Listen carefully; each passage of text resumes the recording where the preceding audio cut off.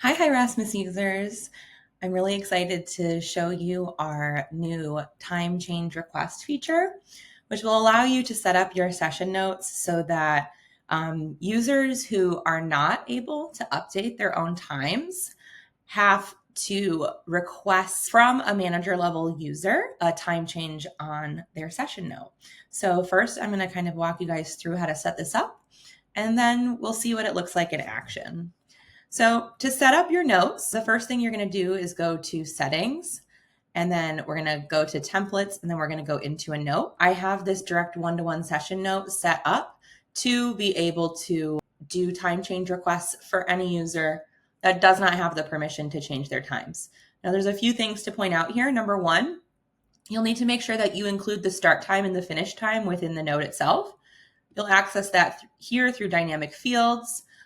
Those are going to be under session. It's not entered finish time or entered start time. It has to be this finish time and this start time field right here. So those need to be included in your session note. The next thing is you do have to turn on the ability to lock the content from manual editing. If we have this unchecked, it does not allow you to check off that feature. So we have to turn that on, and then we can check off the feature to allow users without the permission to change their own activity times to request time changes. And that's all there is to it as far as setting up the note.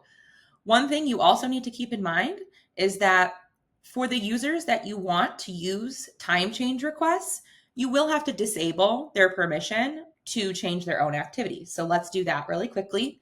For me, I want to make sure it's the behavior technicians that can't do this. So I'm going to go to settings. I'm going to go to organization and user privileges. And I do want my behavior technicians to have to request a time change. So what I'm going to do is I'm going to make sure that under activities, this box right here for change time frame of own activities is unchecked. Now keep in mind that they will not be able to change their own activities on any session or any note going forward. So if you do want them to have the ability to request a time change, you'll have to enable that on any note that they might use, even for a non-client note as well. So just keep that in mind. So now that we have this all set up, I'm going to log in as a BT and show you what it looks like to request a time change. Okay, so here I am logged in as a behavior technician. I am going to go ahead and start my session. I'm going to immediately just finish it and then complete my note. Now, when I get to the start and finish time fields, you'll notice that they're grayed out because I don't have the ability to change my times. But what I can do is hit this button right here to request a time change. What they'll do is they'll adjust the time. So let's say I want this to be 9 to 9:30, and they have to put in a reason. Forgot to start session timer on time. What they'll then do is they will submit the request. It'll show them a summary of what they have input. They can hit continue. One thing to note is that their start time and finish time will not be updated yet. It's going to be still showing these sort of smart chips right here that show that it hasn't updated the times. It's just been requested. They will be able to sign their note. And again, it's going to show them those requested changes. And then if there's any additional signature requests, if the supervisor signs this live or the signer signs it live, they'll also be able to review those requested changes. However, one thing to note is that the additional signature requests, those virtual requests that show up for the signer, the additional signer, those won't trigger until after the changes are approved. So I'm going to show you what this approval process looks like as a manager level user. Okay, so one thing I want to talk about before we actually go in and do this approval process is when I click into this note and I am the signer, you can see here that I do have the ability, because I'm logged in as a manager level user, you can directly on the note either reject or approve the changes, but you don't have to click into the note to approve things en masse. And we'll go over that in just a second. But if I do sign this in person, it is going to show me those requested changes prior to signing.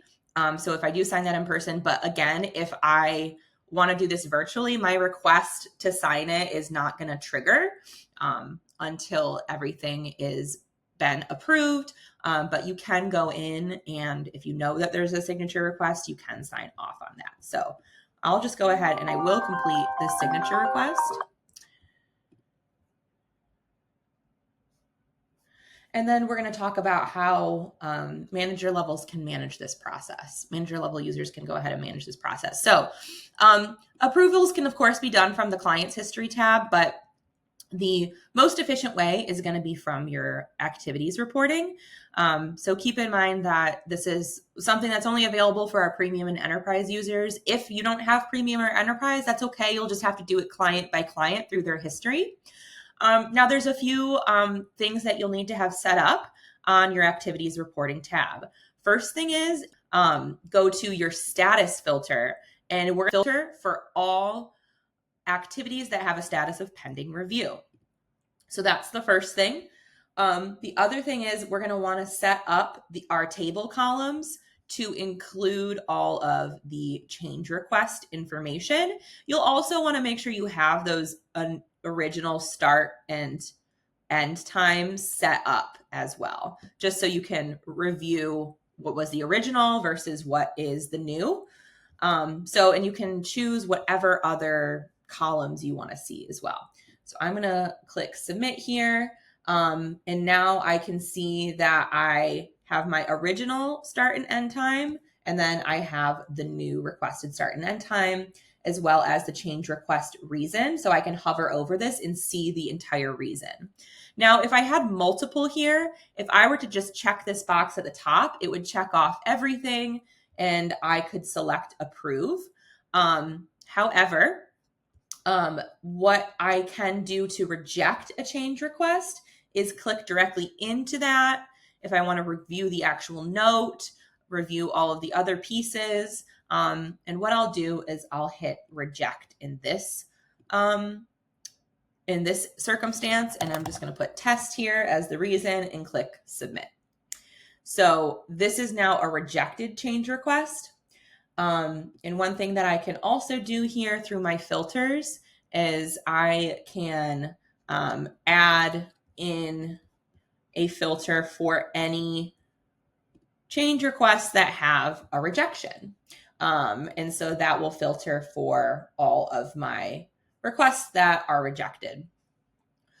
Let's toggle back over as a BT to see what it looks like when your request has been rejected.